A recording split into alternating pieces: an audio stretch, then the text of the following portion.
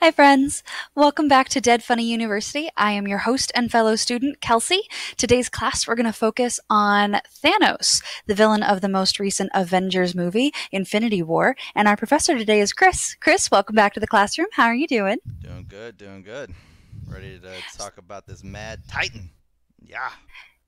I am glad because I don't actually know anything about him. I've seen the movies, so I've seen him referenced, and he seems like a kind of a badass. But my guess is he's probably fleshed out a lot more in the comics than he is in the movies. Is that right? That is correct. 100%. So you get to understand why he has his ideas the way they do and just his overall motives, what he's went through in order to get there. I think actually as we go through this story, you're going to be very surprised to hear where he started to where he is now. Like very surprised. So I'm excited about that. Now, before we jump into this, I just have a quick question for you, actually. Do you think any of Thanos' backstory may come into the final? I believe it's Avengers Endgame, I believe is what the So next I'm movie is glad you called. brought this up because I was going to stop us for the quiz. So I do want to say, as a public announcement here, watching this, there could possibly be spoilers for Endgame. And the reason why I say the word possibly is because I have read the comics. I do know how the Endgame actually ends. But just like in the first movie, Thanos' motives for why he's doing what he's doing is not anywhere near part of why he did it in the comics. So they can change shit at a whim, just like the first Avengers. The whole attack on New York did not happen in the comics. So just because the only reason why I'm saying it could be is because there could be possible potential powers that Thanos does have that we have not yet seen in the actual movie that could lead into what he could use in order to do what he does. That's all I'm saying basically. So watch this at your own risk. I don't want to see comments after Endgame going, "Oh my God, Chris, you fucking spoiled it for me." Like I'm telling you right now, I read the comics. This is all I know. I'm not talking to the Russo brothers. I don't have them on speed dial. Like, yo, bro, what's the fucking script? I have no knowledge of what's gonna happen in the movie besides what I think happened in the comics. Do I personally think I know what's gonna happen in game? Yes, but that doesn't mean that's what's gonna happen. So, and that's just off And my own thoughts with the comics. So, and that also isn't the discussion. We're mostly mm-mm. focusing on Thanos, Correct. and there may be parts about him that we can Yes. understand better. So when we see Endgame, we may be able to go, ah, I Exactly. know where this came from. Like I said, This is not a discussion of Endgame. correct. And that's why I was saying basically with his powers, that's where I was worried about. There's a lot of stuff that has not been covered in the first movie, and that's because I feel there was a lot of characters we had to run through, and obviously, spoiler alert if you haven't seen Avengers Infinity War, if you haven't, what the fuck are you doing? Go watch it.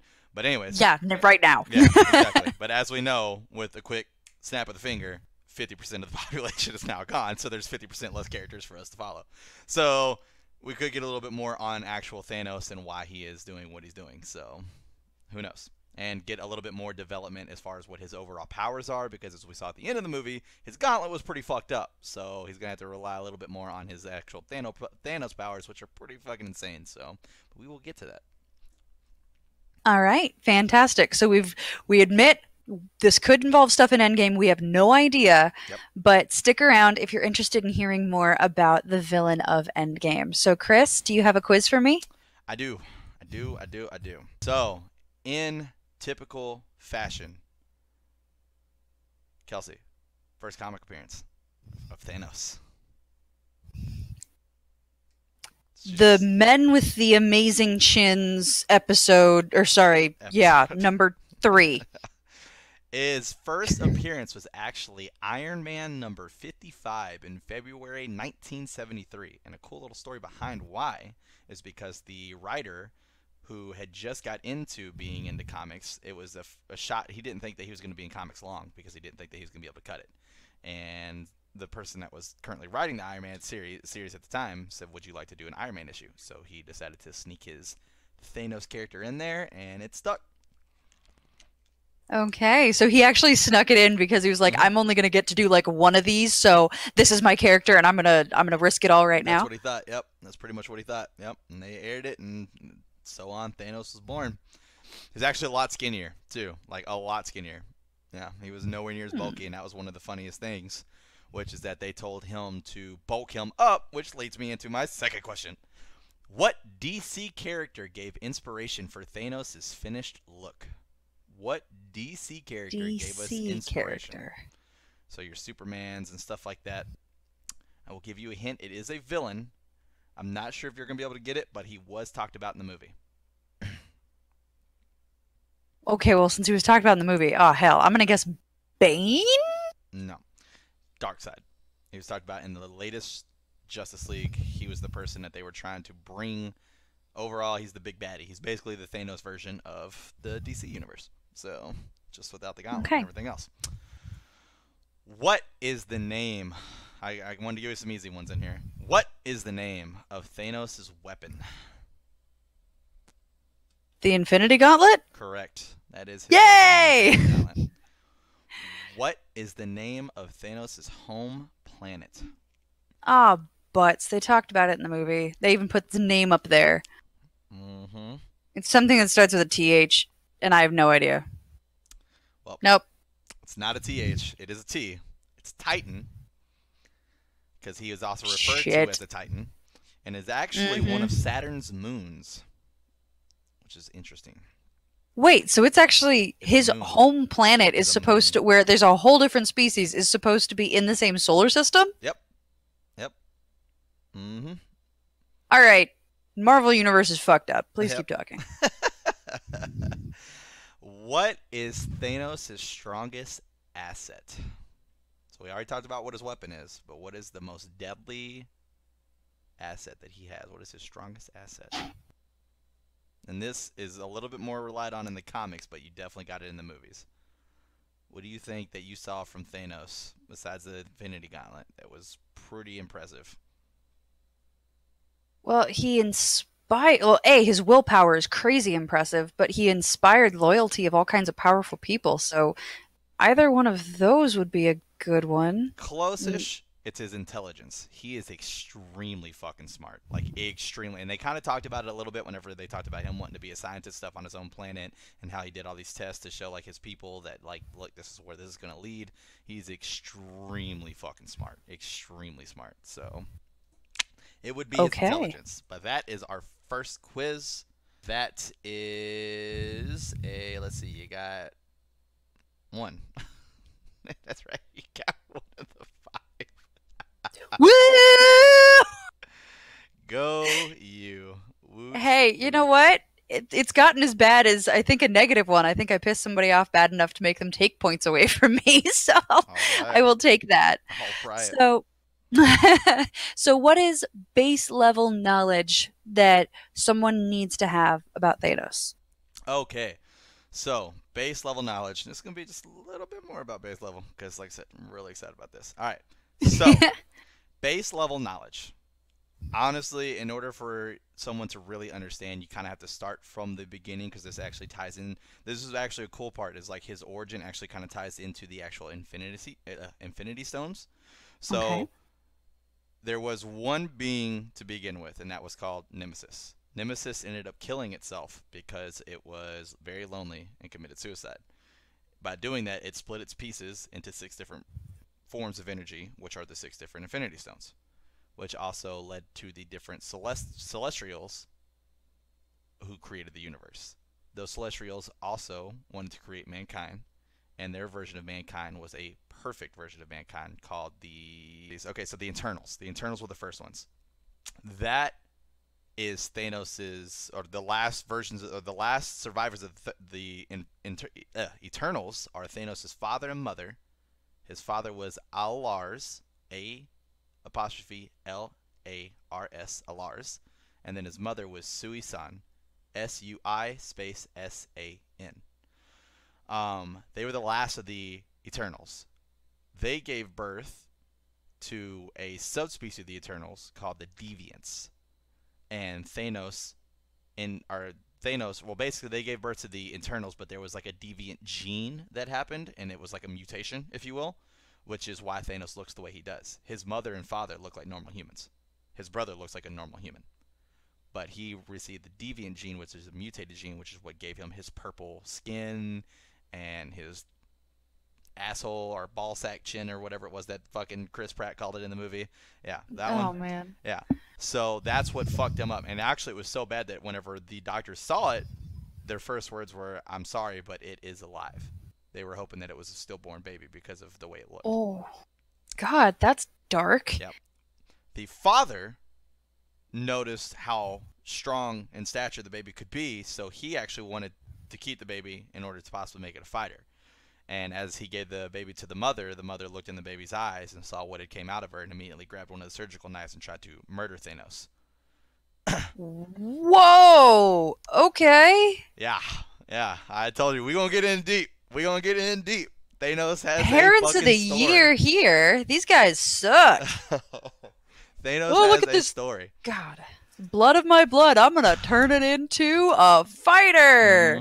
God, Jesus. Okay. So, which is funny because, as we talked about, greatest asset is actually his intelligence, which is going to lead into why his father was even more of a douchebag. But, anyways, so I think they subdued the mother, threw her in an insane asylum, and I think the last time we saw her, it was like a comic book page saying something about, like, the haunting memory of his face is the reason I can't sleep anymore, or some shit like that. Like, she went completely batshit crazy at looking at what she gave birth to. All because of the deviant gene. Fuck her. Yeah. Okay. Yeah, pretty crazy stuff for sure. Jeez. Anyways, so moving past that, Thanos grew up very scrawny, and he was fascinated with two things: just overall science in general. He was really big into science, and he wanted to grow up to be a scientist. So there's where his father kind of started to disown him because he didn't want to be a fighter; he wanted to be a scientist. And his brother Eros, Eros, wanted to be more of a fighter, and he actually ends up joining the Avengers way later on in the comics. And I think his name was like Starbird or something like that. I'm not 100% sure on that one. Oh well, not important. Totally not judging that at all. He wasn't that important of an Avenger. All right, so let's just move on. Anyways, so Thanos, like I said, kind of a scrawny guy. The one thing that's kind of weird, so this is where it's kind of weird. He was always fascinated with death. A lot of his notebooks were like animal corpses he had drawn or decaying animals and stuff like that, but the thought of killing or dissecting an animal in school or killing in general, absolutely disgusted him. 100%. He didn't want to ever kill anything. He never wanted to cause anybody harm, and the fact of literally dissecting an animal in school literally made him like throw up. Like, he did not want to have anything to do with that whatsoever. But yet he was fascinated by the death and decomposing and everything else. Anyways, so he ends up walking around and sees this mysterious girl and talks to her, and she says, if you want to get to know more about me, you have to go into this cave. You can bring some of your friends with you. So they go into this cave, and she's just like, I want you to explore the cave and tell me what you can find in there. So he goes in there with his friends, and they get separated for 3 days. For 3 days, Thanos chose not to eat any of the creatures that were in there because he didn't want to kill anything. So for 3 days, he went without food because he physically would not kill any of these creatures. Finally gets out and finds his friends, only to find that his friends are all dead by the same creatures he chose not to kill. So if he would have just killed the creatures to eat them, his friends would have still been alive. Okay, so the creatures actually were the ones that killed his friends. It's not like his friends ate them and they died. Nope. The creatures killed his friends. So if he would have just killed the creatures whenever he had the chance to and used them for the food that he should have used them for, his friends would have still been alive. And this obviously began the first big step in Thanos' life to change his overall view and thoughts about death and life and everything else, and made him understand and just shaped his view that death was required in order for life to progress. So then he began killing animals and dissecting them in order to understand more about life, just body, organs, different stuff like that. And then slowly, as he started to mature into an adult, stepping up into killing other Titanians, which is the name of their race, or their people on that planet. He killed a couple first, and that was actually the very first murder ever committed on planet Titan. Okay. Why did he kill this couple? Because or am I allowed to ask that now? He wanted to learn more about the human body overall. He was just fascinated with it at this point. He wanted to learn what it took in order for a human body to basically be able to be considered life, the organs, how they worked, everything else. So he killed a couple, I believe, was his first victim, or first victims was a couple. and then he vowed never to kill again, which did not last long. He then killed a total of 17 more Titanians. And that led up to number 19, and the last body before he became Thanos the Mad Titan and was exiled from Titan by his father because of this, was body number 20, which was his own mother. Because he felt that if he was going to find the key to who he was, how his life was, it was going to be inside of her body. So murdered her and dissected her. Ugh. Okay. This is dark. Right? Jeez. Right? A little bit down the hole for sure. Yeah. So we know about the Celestials. We understand Nemesis, how she became the Infinity Stones. And to be fair, because I know people will say this in the comments if I don't correct this, the origin story of Nemesis has been told so many times that is just the more preferred one. And how the Infinity Stones tie in with Thanos, that is the more preferred one. There's been different ones where it was different kinds of creatures, different kinds of ways it died, That's just the more preferred story. Anyways, Okay. So this is where it gets interesting. So this is where I personally think the movie picked up a subplot that they turned it into the actual plot of the movie. So in the comics, Thanos' overall plot is to use the Infinity Gauntlet to wipe out half the population to impress Death. He is in love with the overall embodiment of Death. And in order for him to be with her, she has to be impressed. When he... Now... Go ahead. Okay, keep going. Go ahead. I'll ask my questions at the end. When he got banished from Titan, he joined up with a space pirate crew. And when they went to planet and planet and planet... to, do what pirates do, he then saw the dangers of overpopulation. That was a subplot in the comics that I think that they kind of took it and ran with it and made it his overall plot, because in the movie, I don't think the whole I just want to do this to impress my girlfriend role sounded as appetizing as it did in the comics back in those days. I don't think it would have. You're probably not. Well. So I think they took that, which, hey, kudos to them. That's awesome. Like that, a little subplot like that, that's pretty awesome for them to take that and run with that. So that's pretty cool.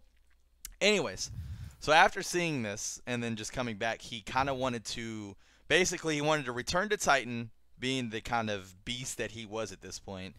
And his whole goal, because he had seen life, he had slept with women, he had children that he didn't consider his children, they were bastards. He had plenty of wives on different planets.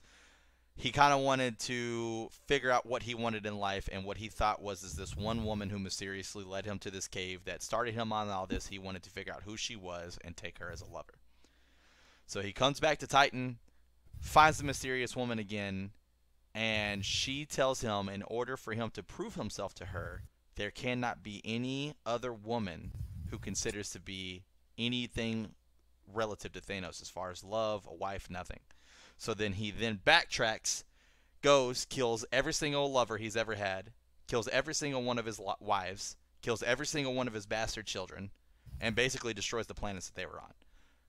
Completely done and over with, pretty much. I mean, he doesn't have the Infinity Gauntlet at this point, so destroyed, as in like killing a bunch of people with his yeah, the old-fashioned way. Yeah, for sure. Good Lord, okay. Which impresses her enough to then become his lover, but then he notices that no one else can see his lover, and that's when he first finds out that this mysterious woman is the embodiment of Death. Which is actually a cool tie-in, so a little side note, a cool tie-in to my favorite character, Deadpool, which is whenever he first gets the Infinity Gauntlet, he finds out that Deadpool is also in love with Death and can see Death. And the reason why is because Deadpool basically kind of can't die because of his healing factor, but he can. He just gets regenerated, so in his brief deaths, he's able to spend time with Death and be in love with her and be romantic with her. So Thanos actually uses the Infinity Gauntlet to curse Deadpool with immortality, so he can't die, which is why Deadpool can't die. Now, this is something that has not happened in the movies. As far as this what is part? As far as Deadpool being cursed by Thanos, like Thanos having any idea that Deadpool exists. It is canon in the comics. It is not canon in the movies. Basically, Deadpool basically Deadpool. What you see in the movie is pre-Infinity Gauntlet, for sure. which is where he Okay. dies and then he just comes back together because he can do that because he's Deadpool because he has a healing factor that's kick-ass. So Okay, so yeah, comic Thanos is way darker. for sure, 100%. Oh, nuts. Anything else that I need that you consider base level of knowledge before I start asking questions? Oh my god. Oh man, let's see. We talked about him being exiled. Talked about the origin of him in the gyms. We talked about him going on his murder spree. Talked about him almost getting murdered by his mom. Da, da, da, da, da. No, I think that pretty much covers it because that basically at that point, I mean, the entire rest of his life in the comics is on the way to create the Infinity Gauntlet and get the Infinity Gems to murder half the population in order to please death, which we pretty much saw in the movie, just for a different motive. So, no, I'd say it pretty much. I just the biggest thing I took away from this, read the comics as a kid, and then obviously doing my fresher up to get ready for this, was definitely the cave. That is just really fascinating to me. Like, it is such to see Thanos as like this scrawny little kid that just wants to grow up and be a scientist and do stuff in order to help people. Doesn't like death whatsoever, but is like obsessed with the process of death, but would never kill anything. Just to go into this cave and be led in there by the embodiment of death, like knowing she was basically the puppet or the puppet master behind the entire thing, and this shit to happen between him and his friends is just so fascinating to me. I don't know. I don't know how to explain it. It's just very, very fascinating. Just that was what turned everything, like to know that he had this option to just kill out of necessity to survive. Chose not to do it because he didn't think that it was right to kill these innocent creatures, and knowing that these creatures end up killing his friends and just set him on this whole new path of life is just fucking insane. I like it. It's interesting. Oh, yeah, it's very interesting. So, we started with Nemesis, and we got a little bit of that story in the movie as well. We got we didn't actually connect it to a being, I don't think. And so just to make sure, killed himself because he was lonely, split into 6 Infinity Stones that became the 6 Celestials that then No. Nope. Okay, fix what I got wrong. Basically, Nemesis created the Celestials whenever it did the split as far as the powers. The powers then became the stones, and the Celestials hid the stones all the way across so that way they could never be joined together again. Because if they could, basically he who holds all the stones is, as we saw, the most powerful being there is. So, Celestials Okay. created the Eternals, which was the first step into humanity. And they were supposed to be like the overall peak of humanity that it could ever possibly be. And as we've seen, as it went down, it's just kind of gotten to a more docile, not nowhere near as insane peak of humanity as it's just trickled down. And we've even seen mutations. That's what I thought was pretty cool, is because we have this world of Marvel where mutants live as your X-Men and Hmm. stuff like that. To see that the mutant gene goes as far back as to Thanos literally being like the 3rd generation down is pretty impressive. So, So that is, in the comics at least, the same gene not that. necessarily, because this Okay. is called it's a mutation gene, yes, but it's specifically called the deviant gene. And there's a couple of different deviants, and they all look like horrible beasts and stuff like that. They all like literally they look fucked up beyond belief. Like, especially after this is done, I'll have to show you. But for the viewers too, go check out a picture of baby Thanos. It will blow your fucking mind. It will legitimately blow your fucking mind. Hopefully, it won't make you insane and want to kill him.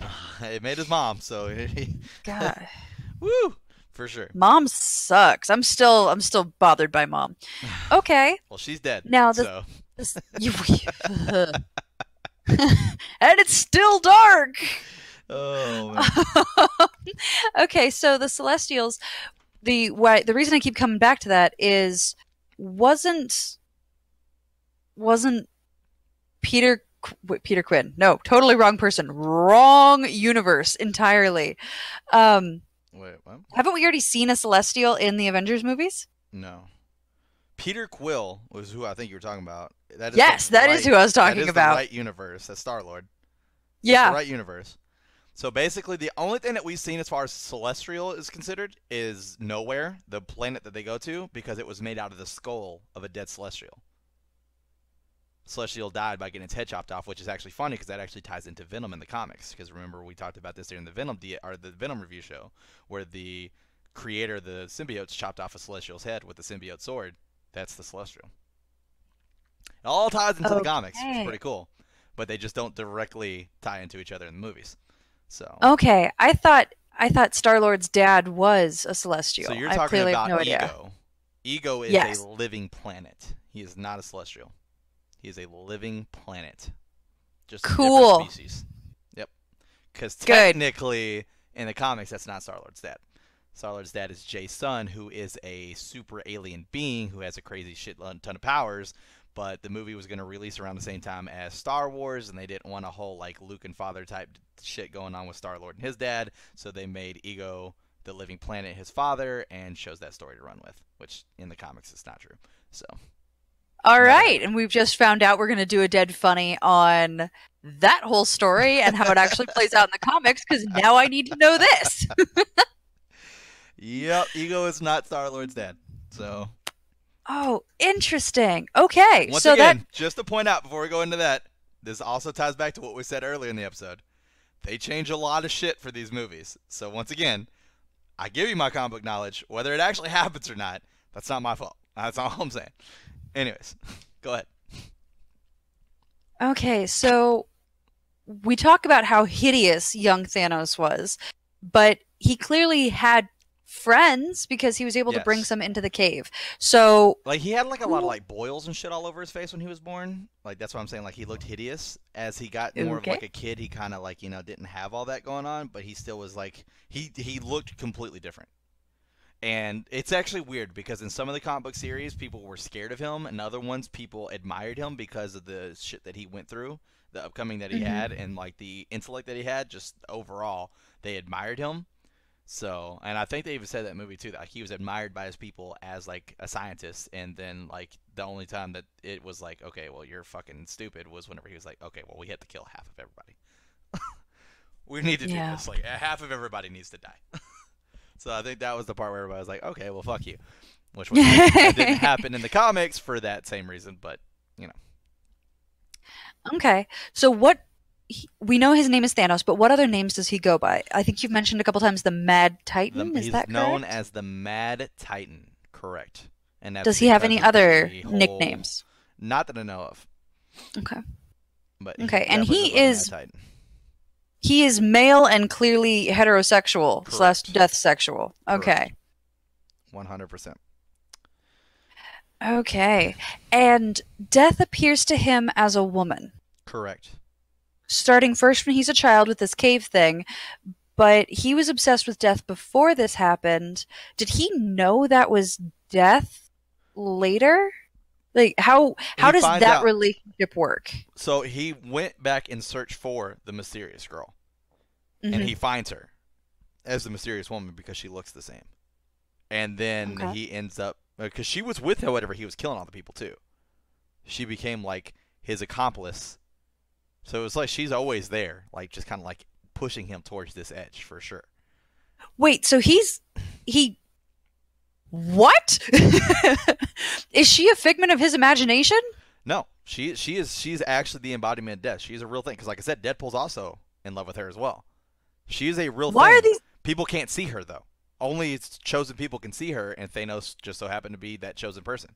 Whenever he led them to the cave, his friends didn't see this woman, this mysterious girl that led him to the cave. Only he did. And that was one of the things that I think in the comics that happened is like he ends up arguing with his father, and his father's all like, "You've done nothing but kill all your wives. Who are you gonna wed? There's no one left for you. No one trusts you." And he goes, "My wife is death." And then I think his father actually even says what you just said is that that's just a figment of your imagination. So Okay, so under significant relationships, I should write death. death. That is like his one true love for sure, 100%. The embodiment of death is a female in the Marvel comics. Okay. She has two lovers, Thanos and Deadpool. Oh, man. All right. That's very bizarre. So do we have any idea how she chooses to make herself apparent to people? Like I personally visible? don't know that much. I don't know that Okay. much about her. The most stuff that I've read about her was obviously through Thanos' story and through Deadpool's story. I'm sure there's probably stories out there that's just on her. I didn't really do my research on that. I was more interested in obviously Deadpool at the time, so Hmm. I just continued down that storyline. And when she popped up, she popped up. So Okay. Man, this is just nowhere near what I thought I was getting myself into. Okay, now you've mentioned a couple of, oh, yeah, species is Titan, right? That's what he is. he's He's considered an Eternal. They he's call an eternal. themselves they call them or like half an Eternal, I guess, if you or no because his mother and father were both Eternals. So he's considered an Eternal. They call him a deviant because he has the mutated deviant gene. So if you want to write anything down, I guess you could say deviant. Okay, Um, got it. Titanian, which is what they call themselves, is just because that's their homeland is Titan. Okay, cool. I just wasn't sure if Titan was the species or Eternal was. Sounds like Eternal's the species. Right. Now, before we kind of get into this here, is there any special powers or anything that Eternals have? Some of them, yeah. I mean, mainly like your base stuff, like super strength, speed, agility, durability, and stuff like that. And which Thanos has gotten all that. So I guess that's something that we can kind of jump into, which would be Yeah. Thanos' feats. Superhuman strength, speed, agility, durability, and longevity. I've written all this down, obviously, so we can go over them. Longevity, which Yeah. is actually kind of interesting, is because of his Eternal gene and his Titan gene. Like just the way like his skin and his body and stuff like reacts, it actually I think it's I could be wrong about this.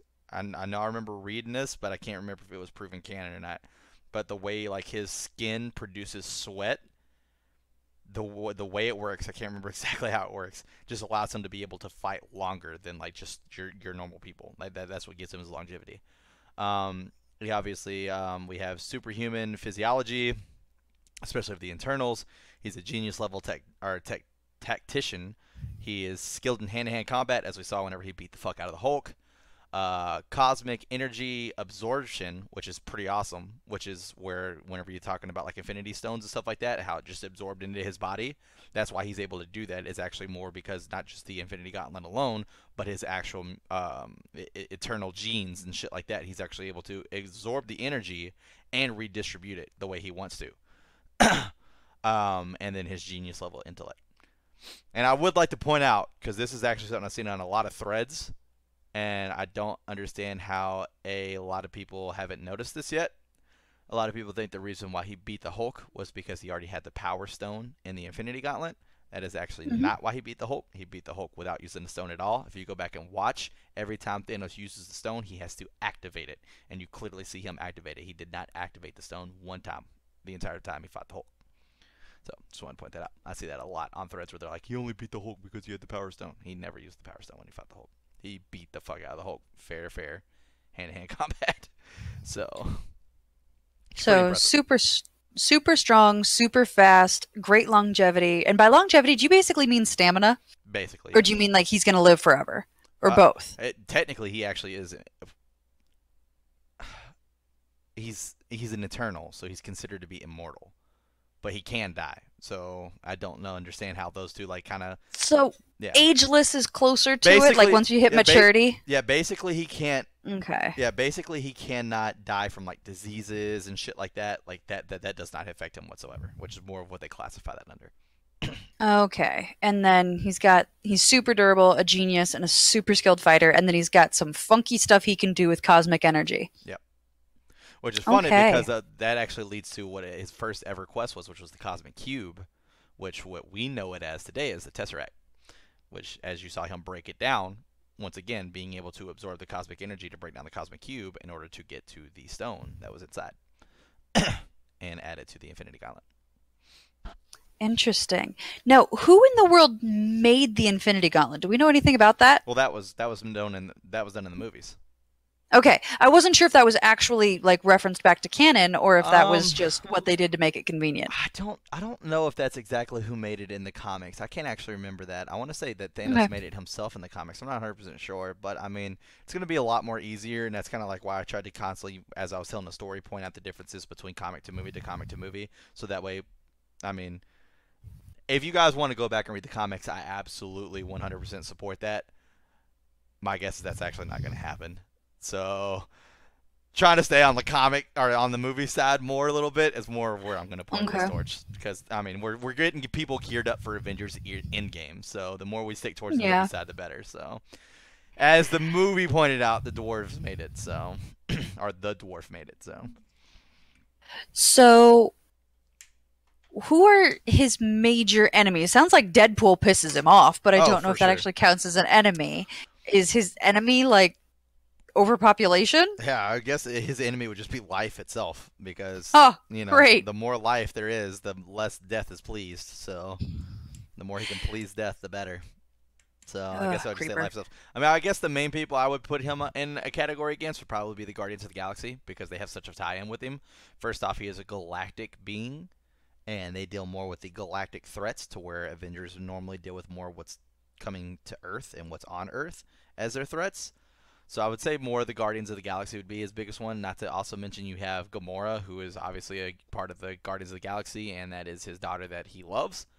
I mean, at least you think so. I mean, he kills her, so yeah, take that as you will. No, wait a minute. Is Gamora in the comics? Yes, Gamora is a comic character. Yes, 100%. So, Death asked him to kill every woman that would have any kind of claim on him. How did Gamora survive that? Gamora wasn't a thing at that point. That was young Thanos. You gotta remember, she is not actually his Ah. daughter. Oh, yeah, I know that. I'm just So curious yeah, she was because not a I thing would. at that point. That was after Thanos set out to get the Infinity Gauntlet and the stone stuff, all that. That's whenever he ended up finding her. So, Okay, and clearly she doesn't piss Death off enough to make it worth. Okay. well, I mean, I think at this point, like Thanos is in love. I mean, because in the comics, Thanos wins. Like that's just it. He kills half the population, and no one can stop him. That's just it. It's just game over. Thanos wins in the comics. Like the evil guy wins. That's it. And then the comics just reboot, and we go on with another story. Thanos wins in the comics. Like he kills half the Oh. population, he pleases death, and they're in love. Boom. That's it. There's an even more darker series, actually. There's even more darker spinoff to that, where it goes in the future after Thanos wins. It's called What Now, I believe is what it was. Where the only people who are left alive are the Incredible Hulk and Ghost Rider, because Ghost Rider basically can't die. And Thanos sends them back in time or sends Ghost Rider back in time to get the younger Thanos and bring him to the future. I can't remember the exact reason why. I never read the comic book series, and I want to so fucking bad, but I just haven't got around to picking the series up yet. But I have read a synopsis on it and looked up a lot of the different comic book pages. Um, since Ghost Rider back in time to get the young Thanos, brings him forward, and he's like, I got this gigantic ship that's like fucking this huge kingdom, basically. And this is gonna get dark here. So Ghost Rider is the butler. Hulk is the dog. So he literally has Hulk on a chain and uses him as a dog. And at one Oh. point, Thanos, the younger Thanos, asks, to kind of like get like the whole like tour of the ship, and he goes, "This is the dog's room." So they open up the dog's room, and then Ghost Rider turns on the lights, and all you see are just bones. And as you look closer and closer, you start to see like Thor's armor and Thor's helmet and Iron Man's helmet and stuff like that. And then young Thanos is like, "What is all this?" And he goes, "Well, this is what we feed the dog." He's like, "What do you feed them?" He's like, "Scraps of the Avengers." He's like, "Most of the time they're alive." He goes, "You should have seen Cap squirreling and screaming as the Hulk chewed him to death while he was alive." So yeah, talk about dark. It gets dark, that's for sure. So I want to read that series so Jeez. fucking bad. Oh my gosh. Just out of curiosity, how did DC get the reputation for being the dark one while Marvel was light? Like, this is dark as hell. I mean, DC is consistently dark. Oh, okay, Consistently so dark. Marvel just has these little places where you're just like, Marvel oh, we're has, good, and then they yeah. drop off the end of the world. I feel like Marvel has the places where they do it to where like DC, like I mean, you read a Batman comic, you're in to be depressed by the time it ends. Batman wins, but it's one of those things where it's like, at what cost? And that's the best part. Is like, you think at this point Batman has nothing left to give up, but somehow Batman always has something to lose. There's always some reason where Batman's going to get fucked over. It's just bound to happen, especially if the Joker's involved. It's just bound to happen. So, but oh well. Okay. Now, in the movie, there were several people that were like following him, helping him of various like Yes. races and stuff like that. Who the hell are these people and how did they end up as part of his squad? They are called the Black Order, is what it's called. And it's people that he found, other deviants, if you will. I don't know if they're 100% considered deviants, but other people like him who followed him because of his intellect, the strong future he promised for them, and stuff like that. That is the Black Order, which was pretty cool that we got to see them, like a team basically that he constructed, that we got to see them in the movie, which was pretty awesome. So, Okay, now in the comics, is are those kind of the same characters? Did you recognize those, or the people yes. that were in the movie, or are there just tons and tons of these people and we only saw a couple of them? Like, guide me on that. Everybody that we saw in the movie was part of the Black Order, except for there was one character. I don't know who it was. Let me see right quick. No, yeah, I don't know who this other person is. I mean, honestly, they kind of look like fucking Nebula, but everybody that we saw pretty much in the movie were from the. It was a series that came out like 2014 where they talked about the Black Order, and all those characters are in there. So they definitely pulled those characters directly from the comics, which is pretty cool. Okay, got it. Now, we've talked a lot about his powers, of which there are many. You Mm-hmm. mentioned that some of them were going to be like incredible and that we hadn't seen them yet. Were there any that I missed? Because it As seems far like as in the he's done a movies, lot of, yeah, it seems like a lot of those we've seen in some way, shape, or form. so we didn't really get like the G.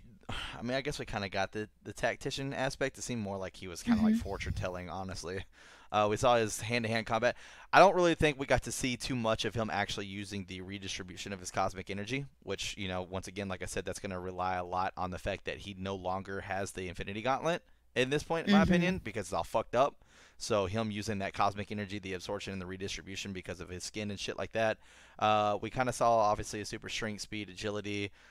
We don't really know too much about his longevity because it kind of seemed like whenever he was taking damage and shit like that, like I mean, he was like out of breath a lot during the fight with Iron Man and them. I mean, obviously he was doing some crazy fucking feats like throwing a fucking planet at Iron Man. That was pretty fucking funny. Yeah. Um, or a moon, I guess is what it was, and stuff like that. Just kind of like if they even tie into the fact that obviously he's an Eternal. We still don't know if that's actually going to be the route they go with this, or if they just consider him to be this Titanian, and then that's like his origin aspect. Hmm. Because like as it kind of showed his people, you didn't get to really get a good sign to see like if they all looked like him, or if he was actually just this mutant that was alone type deal. So we really don't know too much about that either. So I'm kind of interested to see like if they do dive into this whole like eternal aspect, if he's gonna get they're gonna explain more of his actual superpowers and stuff. That just the physiology that goes behind the Eternals in general. So that's more of what I was talking about, and kind of see where that leads, because that could also lead into the fact where they also say that, well, guess what? He's part of these Eternals. He's also immortal, so you can't kill him, type deal, which could into him winning and being the winner of the end games. Man, okay. Does he have any weaknesses other than like life pisses him off? Not really.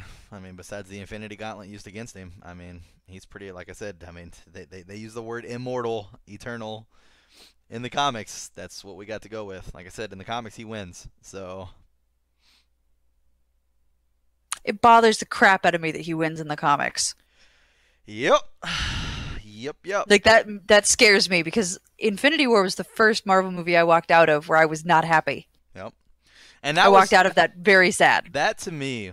I mean, and I think I've said this before, probably on the movie awards, but that to me was so powerful for them to do in the movie for the people who read the comics, because when you read the comics, it was our first time of ever reading something to where we felt our heroes physically could not win, and then to see that brought to life, to see that brought on the big screen, to where it was like you see Captain America go up against these huge fucking things on a daily basis and always come out on Hmm. top, and to see him just thrown around like a rag doll, to see the Hulk literally get demolished to the point where he's scared to even show up. I mean, it's like they said it plenty of times in the movies where it's like whenever they fought Loki at the end, And Loki's like, I have an army. And Iron Man's like, yeah, well, we have a Hulk. Like, that was their trump card. To see their trump Mm-hmm. card just get demolished, to have that feeling that we had in the comics again was just amazing. They captured that so well, and it was so awesome. So, yeah, I mean, it's definitely the feeling that, I mean, and honestly, it really made me feel good because of the fact that Ultron was such a letdown, because Ultron is my favorite enemy in the comics. Like, he's my overall. So whenever they did the Age of Ultron, I was so fucking pumped, and I was so let down. Like, there was hardly any death or casualties to the team besides Quicksilver, which who gives a fuck? They basically throw him in there to die anyway. So like, I was so upset about that because the actual Age of Ultron in the comics is the second time he shows up. So the actual title, Age of Ultron, and in the Age of Ultron, whenever he touched down, they said within the first hour there were 790 mutants and superheroes living in New York. After the first hour of Ultron touching down, only 14 were left alive. Whoa. Within the first Was he hour, killing at random, or was he killing them specifically? whoever opposed him, Oh shit. everybody else had went into hiding. And that was like the first time for me where I felt like Captain America's always the guy with the plan. And like that was the first time I ever saw like Captain Broken, which was pretty cool because they kind of did it at the end of the Avengers movie too. Because like I can't remember who it was. Was it? It wasn't Banner. Who was it? Someone walked up and Captain was sitting on the ground. Maybe it was Rhodey. I don't know. But someone walked up and they just kept saying, "What happened? What happened?" And like Captain didn't say anything. And like in the comics, in the Age of Ultron, you have Iron Man and Hawkeye are fighting because Spider-Man got captured by like some gangsters and they were like shooting him up with different drugs and shit like that. It was like pretty dark. Oh And like jeez. Hawkeye ends up rescuing him and he gets pissed off because Iron Man wouldn't help lead the charge. And Iron Man's like, if he finds us and you track him back here, we're all dead and there's no chance of survival whatsoever for anybody on this planet. So that's why we didn't do it. And he's like, doesn't matter. He's one of us. We should have all went out there. We should have saved him. He's part of the Brotherhood. Da da da da da, and all this other shit. And Iron Man's like, it doesn't fucking matter. I'm in survival mode. And he goes, well, you should have come up with a plan. He's like, I'm not the guy that comes up with the plans. And then Hawkeye goes, then who the fuck is? And he goes right there, and he points to this door, and it's got this glass window, and you look in there, and then Iron Man looks at Hawkeye and he goes, "You tell me what plan it looks like he's fucking coming up with." And you just see Captain America, and he's sitting on his ass, and he's got like his head buried in his hands, and he's crying, like Captain America crying, and his shield is just in pieces in front of him, and the only thing left on his arm is a strap with like one shard, and he's just sitting there crying, and it was like, holy fuck. So to get that in the first comic of this 10 comic series, to get that out of the first comic and then that movie comes out and that's what we got, I was pretty upset. I was pretty fucking upset. Like I said, Ultron is my favorite comic book enemy. So I was pretty let down, for sure. For lack of a better way of saying this, it sounds like they kind of neutered your favorite Oh, for sure, villain. for sure. But I will say this, James Spader, phenomenal Ultron. Just the way he played, like the mentality of Ultron was fucking Hmm. phenomenal. He did a great job. Just he needed to kill more people, and then that would happen.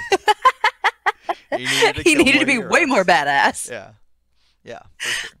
But I get it. They Okay. needed as much firepower as they could for fucking Thanos. I get it. It's not. I'm not happy about it, but I get it. I can see that obviously there was an end game, if you will, haha, to the movies. I get that they were going somewhere with it, and they needed all the firepower they could in order to get there. So I get it. I'm not happy, but I get it. In the grand scheme of things, Thanos would fucking destroy Ultron. It wouldn't be close. So I mean, he's got the goddamn Infinity Gauntlet. So I was gonna say, if he can kill off half of the universe, I think Ultron probably is not gonna make well, the it. even more impressive part is that in the fifth comic of that series, I want to say it's the fifth comic of that series, they actually send Luke Cage out to go meet Ultron because he's basically the only one that really can't die because he's got impenetrable skin and shit like that. So I think he's got the best Hmm. chance because the Hulk is dead at this point. He killed the Hulk. I think She-Hulk is still alive. So I think it was Luke Cage and She-Hulk. Yeah, he killed the Hulk and he killed Thor. Thor is dead too. That was actually the first comic book cover, and I actually bought the Legacy edition to it. Is it's actually like 3D popped up almost, so it's like it's kind of like popped up, and the comic book cover is Ultron, and he's standing on all these Avengers bodies. Like there's so many people dead below him, and in one hand, he's got both of his hands outstretched to his sides. In his right hand, I believe, he has Captain America by the face, and in the left hand, he has Iron Man by the face, and they both look like they're knocked out. And everybody's standing on like Hulk, Spider-Man, Thor, all these dead Avengers. And then if you look real closely at his face, in his head, like in his forehead, there's a reflection of Hawkeye standing across from him with his arrow drew back, getting ready to fire at Ultron. Ultron's getting ready to dash at him. It's pretty fucking sick. It's pretty fucking cool, honestly.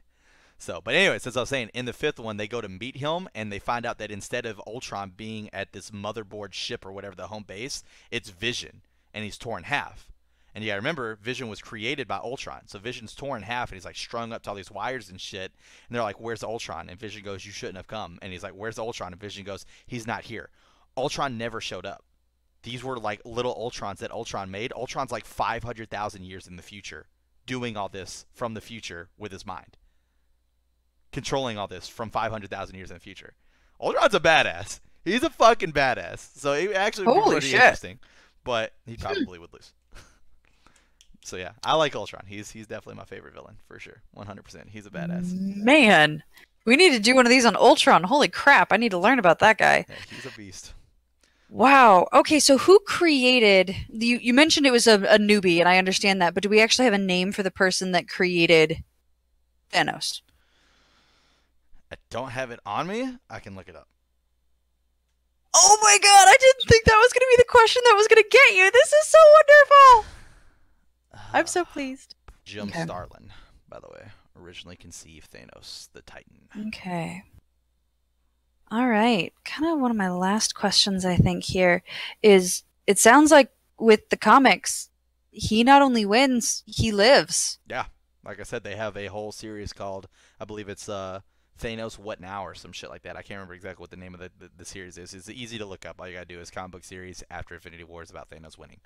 And yeah, it's literally fucking, I can't remember how many years in the future it is, but Thanos looks like goddamn Santa Claus. I remember that part. He's sitting in his throne. He's got this long-ass white beard and shit. He looks old as fuck, and he's got Hulk. He's got Ghost Rider's fucking fire chain wrapped around his fist, and the other half is wrapped around Hulk's neck, treating him as a dog. And then on the other side of his throne, he has fucking Ghost Rider standing there as a fucking butler. So. Jeez. All right. Any other things that you think I really need to know about Thanos? I feel we covered Thanos.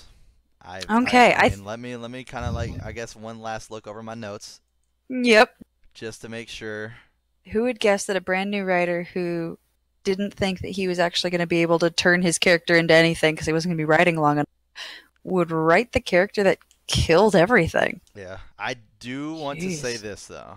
And this actually is going to lead to a direct answer to one of my questions. But it was something that I had on my notes, which was like a little side bit, which is fucking hilarious. So you have Thanos, this huge titan, if you will, with this fucking infinity gauntlet where we've seen him teleport and shit in the movies, being able to move through time and space and shit like that. He actually has a vehicle. And he does. Yes, and it is ridiculous. It is this small, that he is way too big for, small little yellow helicopter called the Thanos copter. I kid you not. He has a Thanos copter. It is. Yes. I did not see that coming. You can look it up of this big, fucking huge goddamn Titan crammed into this little yellow Thanos helicopter. And it is fucking ridiculous looking. And he used that to get around. The Thanos helicopter. Was he just really into being in a helicopter? Comics back in the day, Kelsey. That's all I can say. God, that's glorious. I'm so glad you brought that up. So yeah, like I said, definitely. And does he have any? Directly into one of my, but yeah, he looks ridiculous in his thing. It's just this big ass fucking. Oh man. Yeah, actually the first picture that pops up is literally a scene out of a fucking Deadpool comic where he's riding through and he's like, "Deadpool, over here, it's me, Thanos." And Deadpool's just looking at this gigantic yellow copter that says Thanos. He's like, "Yes, I know." Okay, so that Oh actually brings me man. back to one last question. Other than the Infinity Gauntlet, does he have any other notable weapons? No. Besides his Okay, fucking two fists. So and feet, which which he uses very well to beat the fuck out of people. So and kill whole planets. yeah, he's a beast. All right. Yeah, I think I know everything I wanted to know, maybe more than I wanted to, and I might have nightmares later, so thanks for that, Chris. You're welcome. But I think I'm ready for my final quiz. All right, let's do this. All right, so going back from the start with our 10 questions here. I didn't do an extra 5 like I did for Spider-Man. I love Thanos, but he doesn't get that kind of love. First comic book appearance, Kelsey. Iron Man number 55 came out in February of 1973. Whoop, whoop. What DC character gave inspiration to the finished look of Thanos? Darkseid. What was the name of Thanos' weapon? The Infinity Gauntlet. What is the name of Thanos' home planet? Titan, which for some god unknown reason is in the same solar system as Earth. That's just stupid and wrong. What is Thanos' strongest asset? His brain. His intelligence. Yes, ma'am. You're correct. All right. 5 new questions. What gene was Thanos born with that caused his power and appearance? A mutant gene that his fellow people called deviant gene. Correct. The deviant gene. Who is Thanos' love interest? Death! What is Thanos' vehicle? The Thanos copter, There which you is, go. sounds amazing. What is Thanos' goal? This is a 2-piece. What is the goal for the movie, and what is the goal for the comic? So the goal for the movie is to prevent suffering via overpopulation by killing half of the population of the universe. Which is balance. Balance. Good. Now, for the comics, he really wants to impress the hell out of his girlfriend by killing half of the population. There are benefits to that, but that's not the main point. The main point is impressing her. So basically love is what I put down. But yeah, so I'd say close enough for sure. Impressing her to get her love for sure. And then the last one, what did Thanos' mother try to do to him when he was born? Immediately stab him. Immediately. Literally put it in her hands, and it was like the next comic panel. You see her start to cry. The next comic panel, you see her reach for the knife. And the next comic panel, they stop her from killing him. And to think, if she would have killed him, all this could have been prevented. As much as you hate her for that, if she would have killed him, none of this ever would have happened. Well, this is dark and morbid and morally challenging, so thanks for that. That's just great, Chris. Jesus. And to think how much I hyped you up for this episode before we started recording. I was like, you are going to love this episode. It's going to be great. Yeah, nobody was here for this, so I have to tell this Exactly. lovely audience. He's sitting here talking about the fact that he went back and read the comics again to get all this information. He was super excited about it. And I'm thinking, we're going to get this great story of this really, tortured character, which was true, but not... You hyped me up for kind of a sympathetic story, and that is not at all where we landed. We landed with this moral conundrum that I don't like, and this really, really dark person. Oh my god. Well, if there's anything to take from this, which that's something that you normally ask me anyway, if there's anything to take from this, it's the outstanding job that the Russo brothers did to creating their own Thanos, in my opinion. Whenever you see Thanos and you get the sympathetic feel for him and stuff like that, like to be able to hear his actual story in the comics and then see what he is now, I think it's very impressive, the character that they brought to life. Extremely impressive. Absolutely love it, honestly. It's definitely really, really cool that they did what they did, the motives that they gave him, the fact that, like I said, they picked up off that little subplot and turned that into his overall motives for what they wanted to do moving forward with him. It's really awesome. That being said, I mean, I really like the fucking Thanos story in the comics too. Like I said, that the whole cave aspect and then that setting him on his path to what he became was just really interesting to me. And I remember it being interesting in the comics, and then going back and being able to really live that, getting ready for this episode was awesome. I really enjoyed that. So yeah. Well, I'm glad you did because we learned a lot. So, friends, thank you so much for showing up for our class today about Thanos. If you enjoyed this content, please go ahead and like and subscribe. And if you want to turn on those notifications, it'll actually let you know when you get to come to class next time. Chris, thank you so much for teaching us today. You always blow my mind with information. Today, I'm walking away from this recording feeling a little bit weird and bad, but thank you so much for being here. And thank all of you for being here as well. Bye, friends.